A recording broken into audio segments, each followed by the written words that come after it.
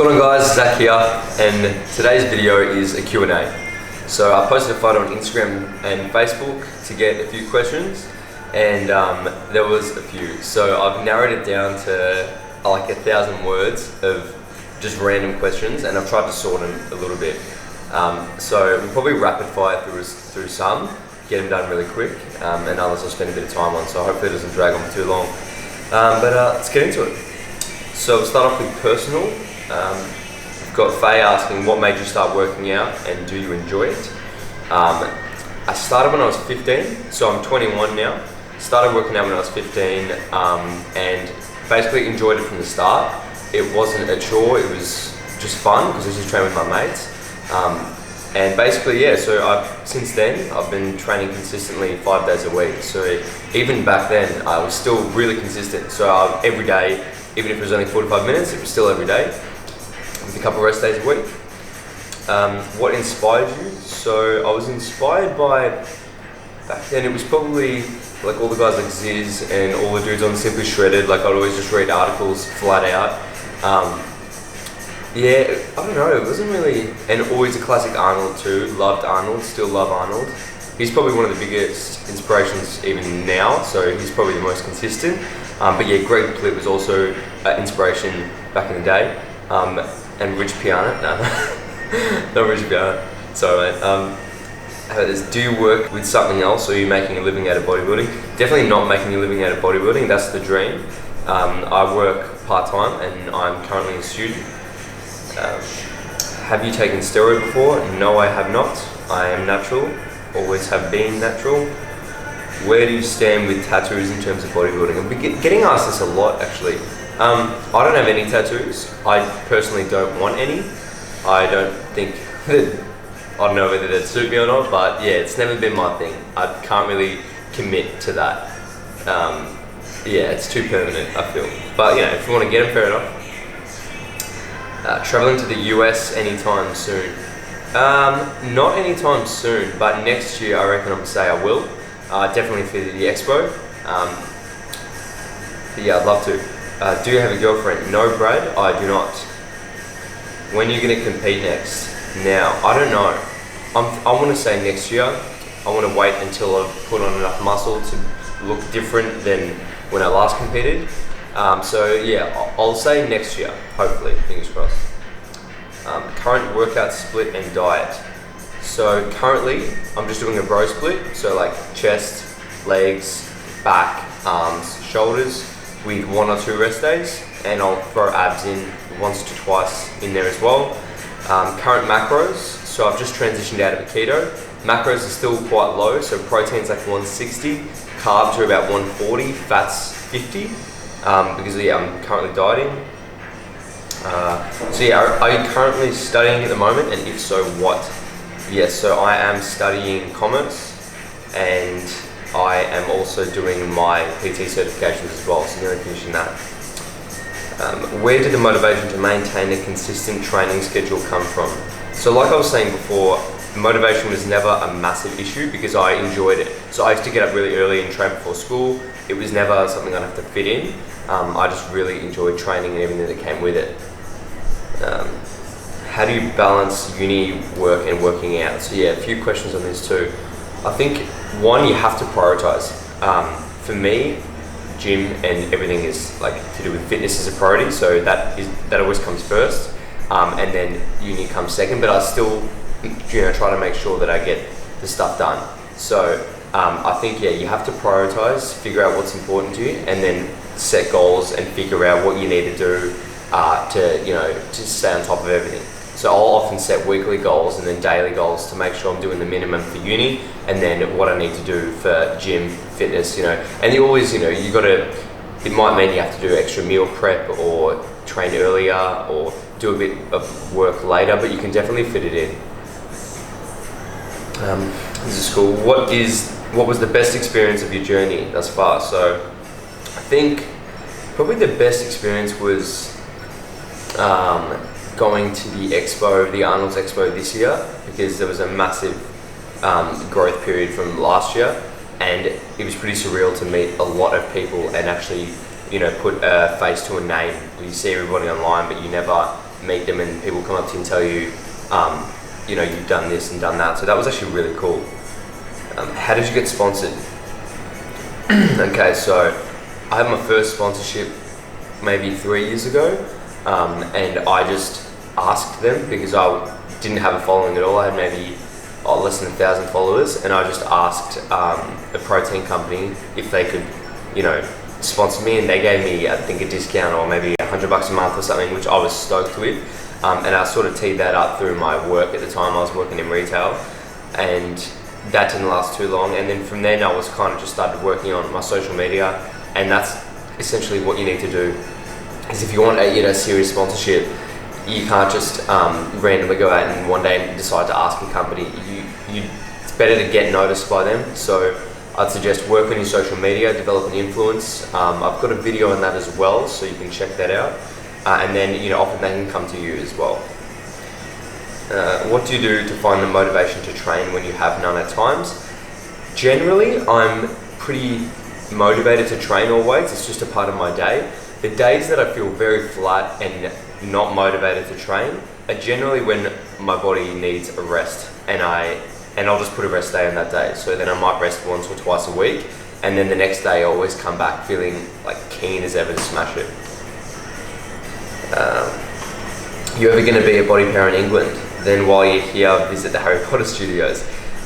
Yes, so I will. I want to say next year I want to go to body pair in England. It sounds like it's insane, and definitely can't say no to the Harry Potter studios and get some epic Snapchats there. Harry Potter, hometown.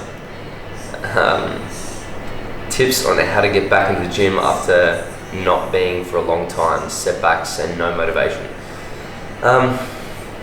Look, it'll vary for different people, but I think you got to just start slow. So don't expect to get straight back into where you left off, because if you were smashing it and then all of a sudden you stop training and then you try getting back to smashing it again, your body's you'll be wrecked and you're not going to be able to keep up physically or mentally. You'll burn out. So I'd say just start, you know, just incremental changes. So maybe you start going 3 times a week. Don't go till failure, just pretty chilled sessions. Start, you know, meal prepping healthy foods, or just, you know, don't count macros for a little bit, be a bit flexible, and just slowly get that lifestyle back again. What's your stance on alcohol in terms of incorporating into your lifting lifestyle? So this is tough. Alcohol can be incorporated. It's because alcohol has, you know, 7 calories per gram, so it's still calorie dense. If I was going to have a big night out drinking, even if it's, you know, no sugar alcohols or just straights, you're still going to drink like 600 calories worth of alcohol if you're having a large night. So what I do is, like, I don't drink often. Maybe I'll drink once every, you know, month or 2 if it's an occasion. And what I'll do is I'll take out the calories generally from fats in that day, and then try to fit the alcohol in so I'm not going over calories. I'll also make sure I don't eat a bunch of like shit that night as well, which is the hardest, because yeah, it really does. Alcohol and fitness doesn't mix in that sense, because you can store body fat quite easy, and you know, your testosterone, other hormones will decrease. So it might not set you back, but it won't, you know, accelerate any progress. So it might, you know, you just try to keep it under control. But yeah, it can be done. So if it's an occasion, I don't see a problem with it. I'll try to fit it in as best I can. Advice on social media exposure. Yeah, so I've said this a few times. I'll say it again because I think it's important. With social media exposure, you need to be active. You need to post quality content. You have to make a point of difference for yourself. So don't try to be like everybody else. Try and make your own point of difference. Try to be either entertaining or informative, or motivating. Any of those are really effective. And you just got to be consistent. That's what it comes down to. Be interactive with your followers. Actually care about their input as well. What do we got? I like this. I'd love for you to explain how you stay humble. I know a few men in the gym that has allowed them, now it goes to their heads.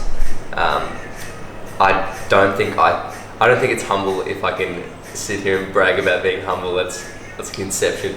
I don't know. It's just, we're all just normal guys. There's nothing different about it. How do you feel about being an idol / role model for a young generation of bodybuilders? Fantastic. It's probably one of the best things ever when you meet a young guy and they say, you know, you're my role model, I look up to you. It's ridiculous. Like, I still can't believe it. So yeah, that's just one of the best feelings. Okay, so training. Advice for lifting as a teen, 15 years old.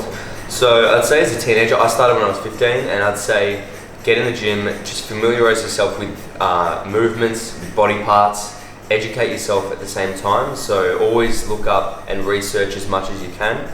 You really want to learn the basics and the foundation. So whether you're doing like a push-pull leg split or, you know, something basic, but just try to nail the form. So it's going to feel weird. Exercises will feel weird, and you're not going to know what's working what.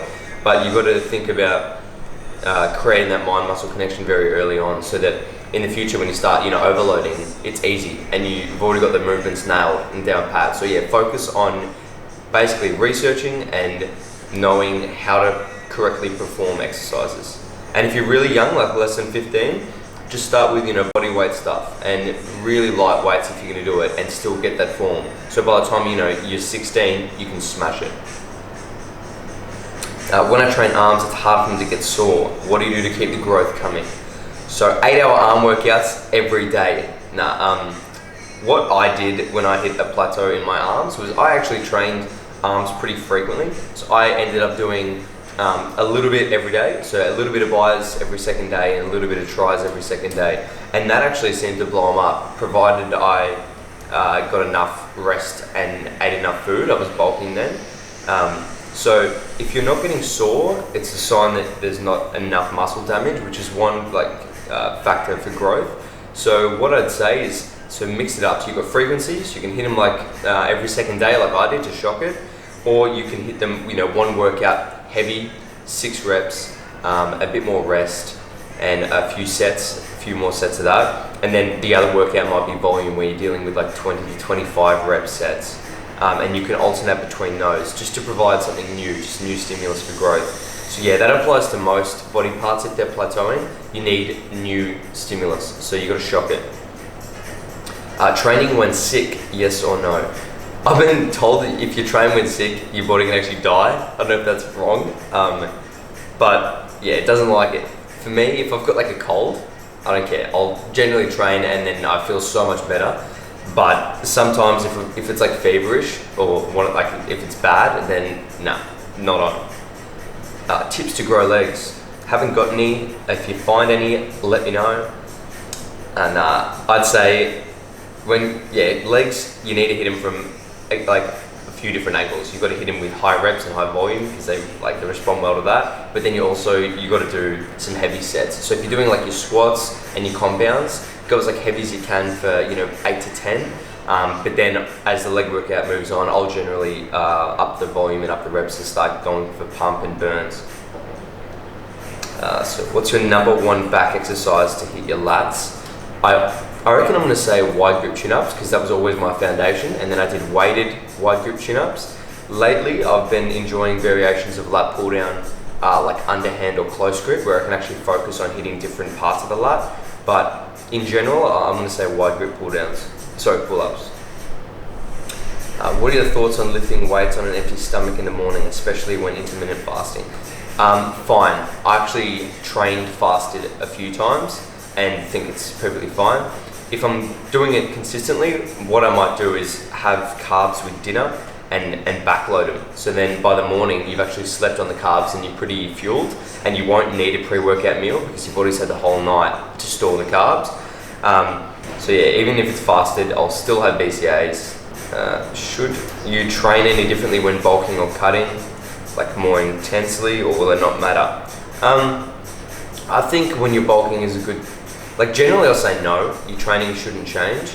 But for example, if I'm going into a bulk and I'm actually thinking, all right, let's put on some muscle, then I'll change it so my body responds to a new stimulus, like I was saying before. So I get that shock growth factor.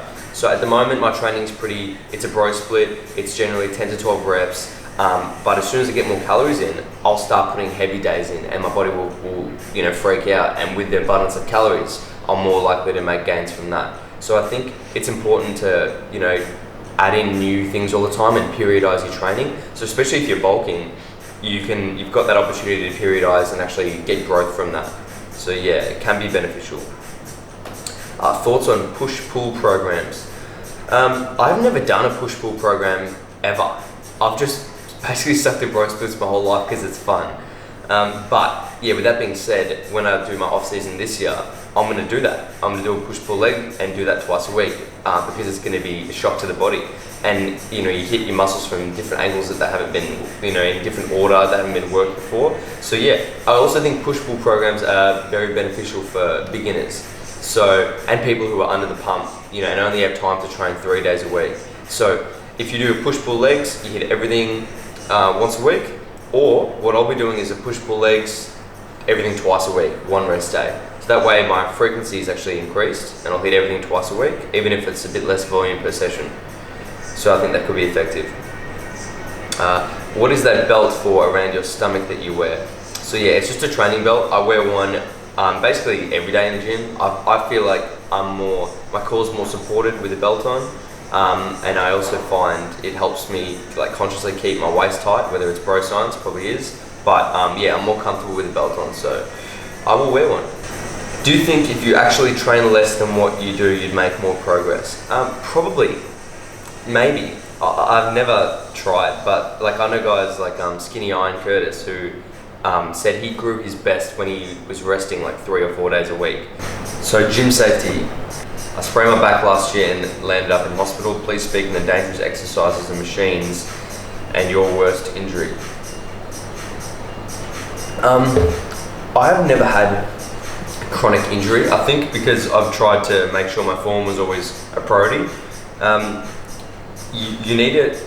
Yeah, you've got to be smart about it. So if you're new to the gym, you need to invest in a personal trainer to show you the right way of doing things and make sure your form is always spot on. Because if your form's out and one day you're not with it, you're not feeling it, and you put a bit too much weight on, you're just rolling the dice that you're not going to just snap your shit up. So definitely make sure your form's always on point. Warm up properly. Don't just walk into the gym on shoulder day and start grabbing the heaviest dumbbells you can and pressing them. Do rotator cuffs and maybe a bit of raises, whatever really gets the blood in there, and warm up. Even just using lighter weights. Just start with lighter weights and build up. So how do you keep your shoulders healthy and injury free? Since probably 3 years ago, I started feeling a bit of niggling in my shoulders. Something is weird. So did a bit of research and just found the rotator cuff exercises. So generally at the start of every shoulder workout, or if I'm training chest, I'll do rotator cuff supersets, internal, external rotations, just probably only 3 sets of 15 each one, and you get them done in 5 minutes, and then you get a lot more mobility in your shoulder again, and then it'll feel, you won't get the clicks or the niggles that you'd get. Most natty lifters recommend a combination of strength and hypertrophy. What is your take? Mainly hypertrophy, if the goal is to become the juiciest natty one can possibly become. Look, I reckon you need a mix of both. The strength is obviously going to help with the hypertrophy because you'll be able to use more weight for more reps. So I think it's smart to do both. For me, I just love training for hypertrophy for 10 to 12 reps or 15. You get a better pump. It feels like I don't know, for me, I really like it. But I'm trying to incorporate a little bit more strength work in there. But even still, you won't see me go below 5 reps. I just don't like it. I feel like I'm, risking injury, or I'm not comfortable. If I'm going heavy for me is 6 reps. How do you train abs? So I'll train abs twice a week, generally 3 or 4 exercises, 15 to 20 reps, and I superset them all in a big circuit. And so I might rest a minute in between circuits, but I just try to pump it out. So generally be done in about 15 minutes. And even using weights for some of those. So rope crunches on the cables, still weighted. Tips for building bicep peak. Unfortunately, I wouldn't stress about trying to grow your peak. It's 95% genetics. You can make it appear more peaked if you like, if you have a more developed bicep. But I think if you focus on overall bicep growth and development, and you get lean enough, you'll have a peak. But some guys just peak more than others. It's a shorter muscle. What's more beneficial to increasing muscle mass? Always lifting to max each set or dropping just under your max? Look, I think in the past for me, I've always tried to train to failure. Otherwise, I feel like, what am I even accomplishing? So I believe that you need to train to failure to actually stimulate the growth. But if you're training till beyond failure with forced reps and partials and everything, every single set, then you run the risk of like overreaching and burning out a bit. So I feel like you've got to be smart about it and be a bit conservative too sometimes, and think, am I going to injure myself if I just go all out, like Branch Warren style training every single session? I think there's a bit of both. You need to have the days where you're actually working hard and going beyond failure for one set per exercise, and then the rest maybe you got one left or you just hit it. So you've got to find that balance. How to fix muscle imbalances. So I just say completely switch to unilateral movements, use dumbbells instead of bars, really focus on the lagging body part. So say it's, your left bicep. When you're doing curls, look at it, think about it, watch it contract, feel it contract, and work on that muscle connection. Generally, if you've got a lagging body part and that's weak, it means you have a poor mind muscle connection with it. So if you focus on building and strengthening that connection, and you can really feel it move, so then when you put load on it, it's going to grow a lot easier because you've made that connection stronger. So yeah, definitely do that. And yeah, make sure it's training and being worked as hard as the other one that's stronger. Have you or do you ever train twice a day on occasion? So yeah, I have. Last cut, I was doing double training splits instead of cardio. So instead of cardio, I do 10 sets of 10 of a given exercise, and I generally do it the following day, 12 hours after. So to give you an example, say I usually train chest in the afternoon, 4 p.m, go and train chest. Then the next morning, 8 a.m, I'll do 10 sets of bench. So at that point, DOMs hadn't fully set in, I didn't really feel sore, and I was still able to do another 10 sets. And a couple of different things. One, it was burning more calories. So it was a form of expenditure without me having to go walk or do any form of other cardio, which I think is good for muscle preservation because you're not just walking off your gains. And I think if you're going to do it with calories and you're doing it off season, I think it's pretty effective too because you're hitting that frequency. So, but you just got to keep in mind that your total volume might be the same, but the volume per session has to be sacrificed a little bit. So maybe if you're doing double sessions, great, but you can't do double sessions of 16 sets per one, because your total weekly volume is going to be too much. So I think, yeah, double sessions are good, but maybe tone down the volume a bit. Cutting. So we'll talk about cutting. How do I manage to lose water weight? So water weight is pretty, it'll fluctuate depending on a number of factors, like how much you've had that day, how much salt you've had, even intramuscular water. So whether you've had a hard workout and you're sore, your body's going to hold water. If you're drinking the same amount of water every day, consuming similar salts, you should have constant water weight. If you feel like you're holding water, it might be another issue. You might just be holding fat. That's a lot of the time it is. So I'd say don't manipulate variables too much. Don't just cut water. Generally increase water intake, and that'll help you flush out some excess water weight. But it shouldn't be a major issue. If you're already at a relatively low body fat, 7 to 8%, how can you get down even more? So I think at that point, when you're really lean already, your body's in like pretty much survival mode and it doesn't want to get any leaner. It's going to be a lot harder to drop those extra few percentages than it is if you're at 20 to get down to 15. So I think you just got to be consistent. You got to continue to drop calories and continue to increase expenditure even though it's hell. And you can even do things like dropping out artificial sweeteners if they exhibit like an insulin response. So really just fine tune it and just be persistent. It sucks, but get it done.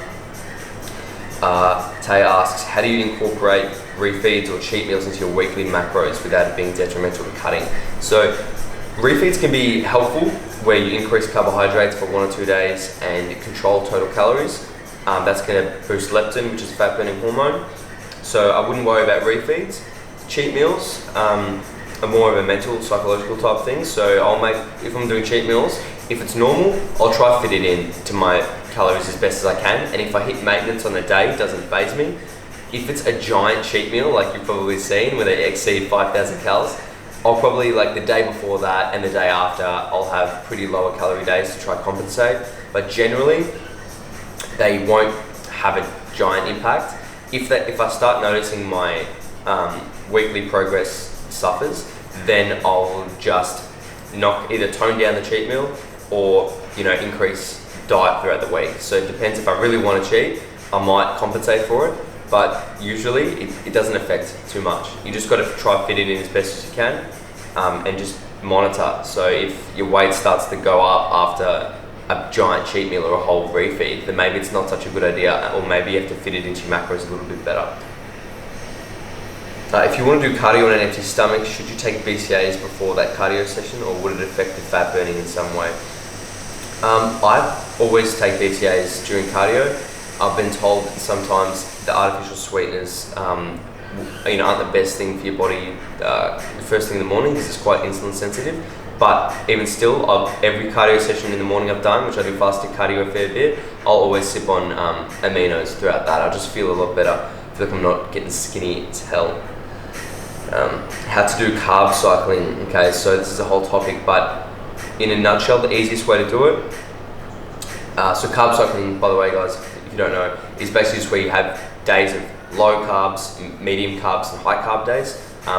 It is a method of fat loss, providing you're still in a deficit every day, of course. But some days you can be in a maintenance level. So the best way to carb cycle is, I believe, to also calorie cycle. So find your weekly average for carbs. So say it's 150 a day, and just split that up into low, medium, and high to make sure it gives you the same total weekly carb intake. And you don't have to change protein and fat levels. You can just keep protein and fats constant, so it's easy, and then you'll be calorie cycling. So you'll have a low calorie day because it's lower carbs, and a moderate calorie day because it's moderate carbs, and then a high calorie day, which I generally set the high calorie day at maintenance level. So that'll actually be beneficial for your leptin as well, the fat burning hormone. And then what you can do as well is time your sessions. So on your rest days, go low carb. If you're training like arms or something, maybe go moderate. If you've got a leg, you can do high. So you can be smart about it too. Hi Zach, I'm doing all the right things to lose weight and get leaner, but nothing's working. I've tried to change up my diet, even tried an intermittent fast. I don't know what to do at this stage. I'm sorry Petra, but you have to keep cutting. You have to decrease calories or increase expenditure. So the fact that you think nothing's working is just a reflection of either you're under calculating your daily intake or you're not tracking. So you just need to be consistent with things, keep going, keep pushing, and lower calories, unfortunately. A lot of people are scared to get low with their calories. I'm not, I never have been, I've just thought it is what it is. If my body's not burning fat at 1700 calories, then I'm dropping it to 1600. I don't care what anybody says, it's a reflection of my own body. I have stubborn fat around the midriff waist, been there for a while now. What's the best way to get rid of it, or is it too hard to move? So it is hard to move. A lot of the time your body might not know what's there, it gets poor circulation. So there's products you can suss out that improve circulation to those areas, but mainly it will go. So if you're in a deficit for long enough, it will go. Just give it time and be patient, be consistent with it. Carb cycle or keto diet, depends on your goals. Keto diet is great if you want to eat a lot of really satiating foods that aren't going to sort of spike your hunger all the time. If you really like savory foods, then I reckon go keto, because it's a good fat burning diet, but also you get to eat a lot of fats basically, and a lot of protein. Not a lot of protein, but enough. But if you need carbs and you feel like you can't drop them and it's going to be too difficult, then definitely just carb cycle. There's no stress there. Both are going to give results because you're going to be in a calorie deficit for both of them, but they have different advantages.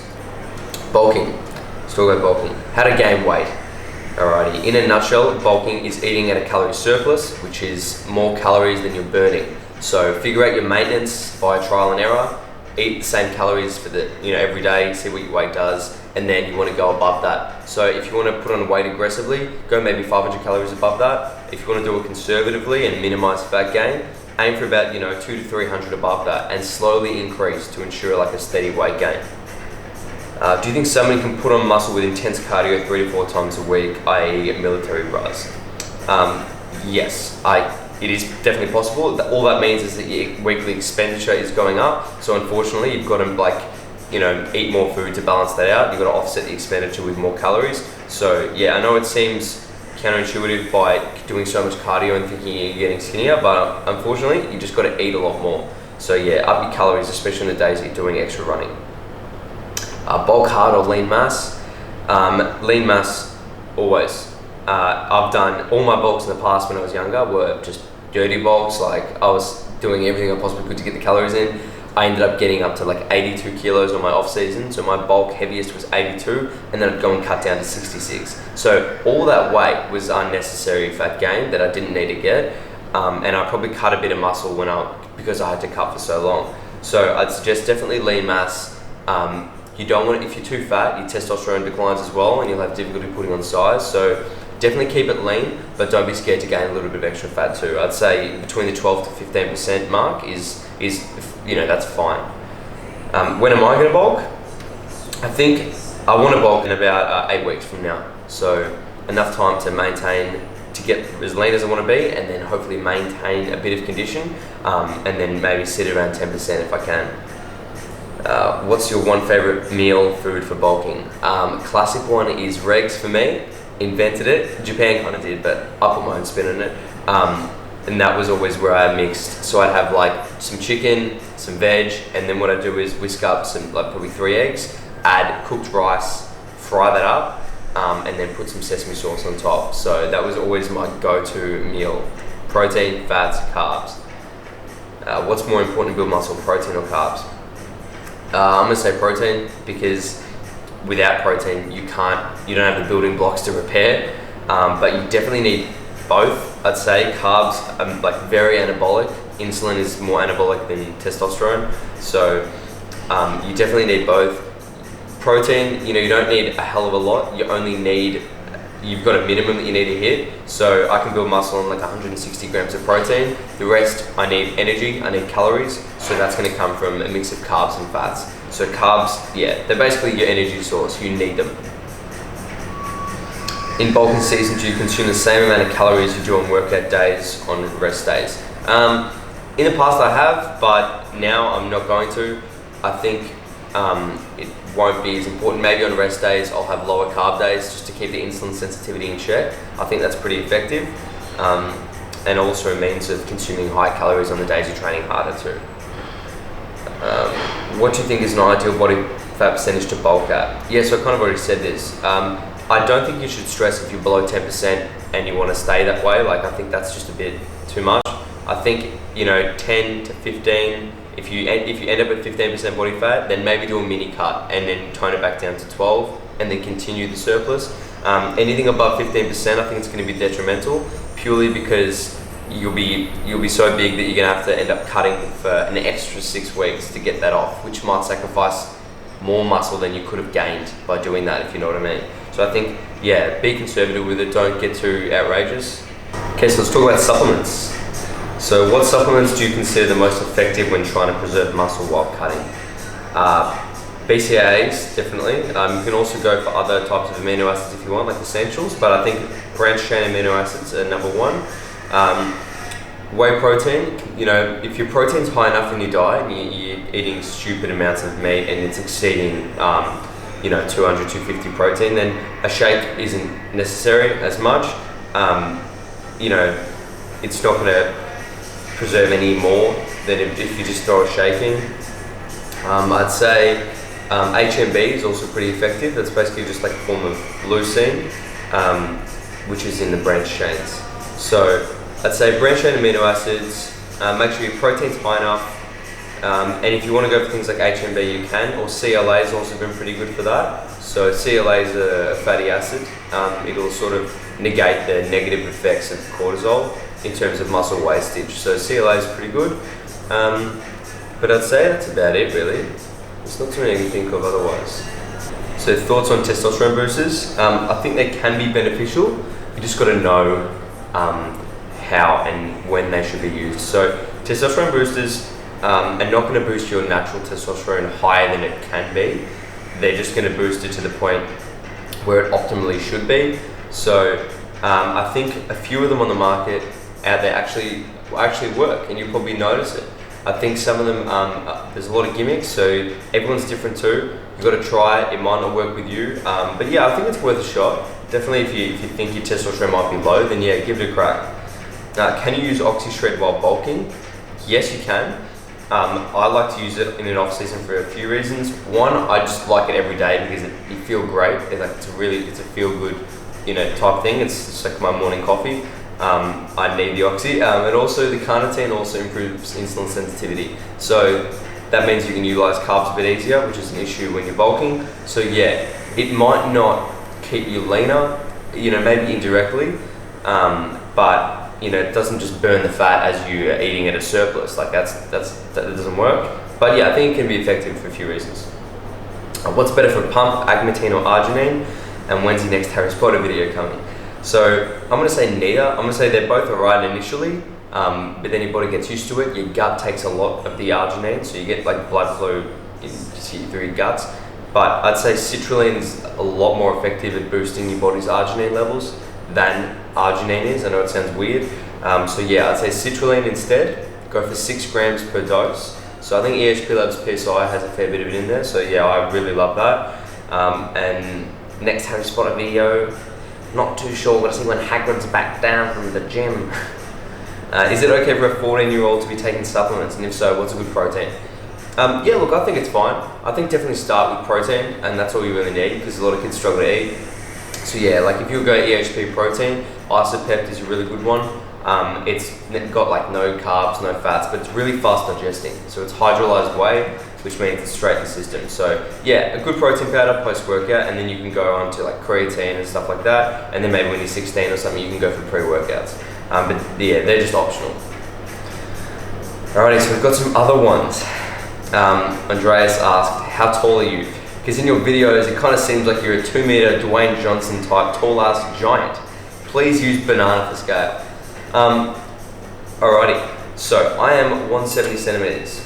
The average banana is 15 centimeters. So in terms of bananas, I'm 11.3 recurring bananas tall.